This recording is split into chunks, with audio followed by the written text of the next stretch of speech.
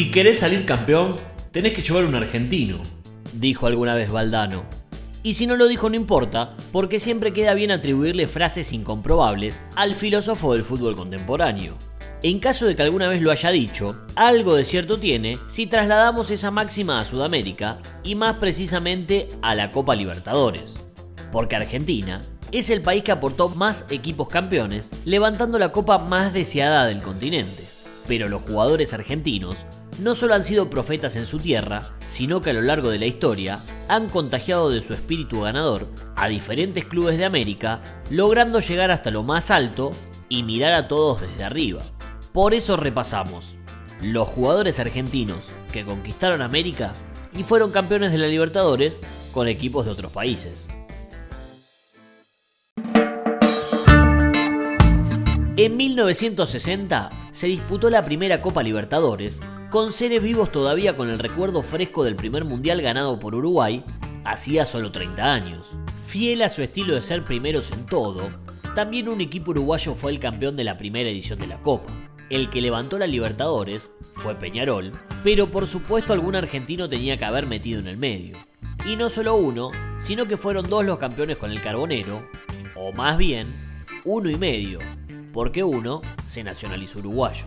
El argentino puro era Carlos Abel Linaza, que fue titular en ambas finales contra Olimpia, mientras que el argentino trucho era Juan Eduardo Hoberg, un cordobés nacionalizado uruguayo que hasta disputó un mundial con la Celeste, donde tras sufrir un infarto en pleno partido, demostrando que tiene los huevos más grandes que un toro Shorton, siguió jugando luego de ser reanimado y que según su descripción en Wikipedia, es más uruguayo que tomar mate en esa palangana que usan. Pasaron 11 años para que dos argentinos repitan la misma historia. Ser campeones de América con un equipo uruguayo, pero esta vez fue nacional. El bolso le sacó la cuarta Libertadores consecutiva a Estudiantes al derrotarlo en la final con un argentino en la delantera y otro en el banco. El titular era Luis Artime, que además de ser el padre del Luifa, está dentro de los 20 máximos goleadores del fútbol argentino. Y en el banco estaba Juan Carlos Mameli, que no está entre los máximos goleadores de nuestro fútbol, pero sí en el top 10 de Nacional. El siguiente caso se dio en Paraguay, en 1979, cuando el campeón de la Copa fue Olimpia. Su nombre era Adolfo Lazzarini. Se trataba de un correntino nacionalizado paraguayo que las crónicas lo describen como un imparable y hábil puntero. Esperemos que estén hablando de fútbol. Lazzarini nunca jugó en el fútbol argentino, haciendo toda su carrera en Paraguay e incluso jugando en la selección. Además tampoco jugó las finales contra Boca, pero fue parte del plantel de Olimpia que levantó la copa en la Bombonera. En 1991 se produjo un hecho histórico sin precedentes y todavía sin repetirse. Un equipo chileno campeón de la Copa Libertadores. Fue el Colo-Colo, en la misma edición que se cagaron a piñas con todo Boca y por supuesto con argentinos en el plantel incluidos. De eso que acá no conoce nadie, pero allá son Dios. Sus roles fueron el arquero, la figura, el goleador y como actor de reparto, un ignoto delantero suplente. Daniel Morón, surgido del ascenso argentino, era el arquero de Colo-Colo. Marcelo Barticciotto, tal vez la máxima figura del campeón, que en Argentina solo jugó en Huracán y en Chile es ídolo. Ricardo Dabrowski, el goleador de Colo-Colo, aunque no jugó en la final ante Olimpia. Y en el papel del delantero suplente que no jugaba, un tal Sergio Verdirame, santafesino surgido de Colón, que fue a Chile y se anotó con una Copa Libertadores. Olimpia perdió esa final y tuvo que esperar hasta el 2002 para volver a ser campeón de la Libertadores de la mano de un argentino como DT, Neri Pumpido. Otro argentino fue clave en esa conquista paraguaya y se trata de Gastón Córdoba, el mediocampista que siempre prometía desde que surgió en Estudiantes. Después de no pegarla en ningún lado, cayó en Paraguay para jugar en Olimpia, donde inesperadamente se convirtió en un jugador clave y además convirtió el gol del empate en la segunda final ante São Caetano de Brasil. Pero no solo fueron Pumpido y Córdoba los argentinos campeones, porque en ese plantel de Olimpia se encontraba otro compatriota llamado Néstor Espinosa y apodado Cachito. A simple vista con ese nombre, parecía un paraguayo genérico, pero es nacido en Argentina y además de tener una Libertadores en el bolsillo, ahora tiene una empresa de telefonía en Formosa. Ah, y también tiene una cámara digital que cambió por un par de medias sucias con el escudo de Olimpia en Japón. 2 años más tarde, el que dio el batacazo fue el humilde Once Caldas, que fue campeón de la Libertadores 2004, derrotando al Boca de Bianchi. Cuando todavía no estaba tras las rejas, Jonathan Fabro, que justamente estaba a préstamo proveniente desde Boca, aportó para la causa jugando 3 partidos en los que convirtió un gol y levantó la copa.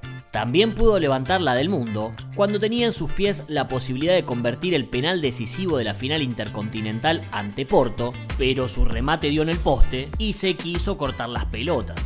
Cosa que tendría que haber hecho de verdad y no metafóricamente. No pudo Fabro, señoras y señores. También fue campeón Sergio Galván Rey, delantero argentino que no solo es el máximo goleador en la historia del Once Caldas, sino también de todo el fútbol colombiano. Sin embargo, no tuvo gran participación en esa copa, donde solo jugó 3 partidos, pero conservó su cuota goleadora con 3 tantos. En el 2008 se dio otro gran batacazo en la Libertadores, Liga de Quito, primer campeón ecuatoriano de la historia y con gran participación argentina. El DT era el Patón Bausa, que obtenía su primera de 2 Libertadores. En la saga central estaba Norberto Araujo, un jugador que desde el under del ascenso argentino, después de un típico paso por Perú, llegó a Ecuador, donde se terminó transformando en jugador clave para la Liga Campeón. El que movía los hilos como enganche del equipo era Damián Manso, que cuando parecía que su carrera ya derrapaba definitivamente, terminó ganando una Libertadores en Ecuador y en un podio junto a Rooney y Cristiano Ronaldo como mejores jugadores del Mundial de Clubes. Y arriba, el goleador era Claudio Bieler, que se anotó con un gol en la primera final ante Fluminense. También tuvo gran participación otro argentino como Agustín Orión, pero como jugaba para San Lorenzo, no cuenta. Orión, que le tiene que pegar un bieldazo, se pone a hacer jueguito. 1, 2. Bieler, exacto, preciso. Magnífico el delantero de la liga. Orión que la quiere levantar y Bieler se la tira por arriba poniendo el partido 1-0 para un equipo que te da batalla, que te da pelea. Pasaron 2 años y más jugadores argentinos fueron fundamentales para ser campeón cuando el Inter de Porto Alegre ganó la Libertadores en 2010. El primero en realidad no, porque fue suplente, y es Roberto Abondancieri, que llegó a Brasil pedido cuando el DT era Fossati, pero cuando en la segunda fase lo rajaron, le tocó comer banco. De todas maneras pudo sumar su 4ª Libertadores y retirarse ese mismo año atajando un partido en el Mundial de Clubes. Quien sí era titular indiscutido era Pablo El Cholo Guiñazú, que en sus inicios era mediocampista por la izquierda con cierto desequilibrio, pero que en Brasil lo corrieron al medio y te mataba 5 veces antes de que toques el piso. La figura de ese Inter era Andrés D'Alessandro, que en sus primeros 3 años en Brasil ganó todos los títulos CONMEBOL posibles, incluyendo obviamente la Copa Libertadores. Además, ese 2010 fue elegido el mejor jugador de América y después de pasar más de 10 años en Brasil, seguía hablando como el típico argentino ladri que se va una semana de vacaciones. Boa tarde a todos. Boa tarde, torcedor. Boa tarde, imprensa. Estamos aqui, convocamos vocês, o presidente do Esporte Clube Internacional, Marcelo Medeiros, e eu, Andrés Nicolás D'Alessandro, para anunciar que no renovaré contrato a partir del 31 de diciembre.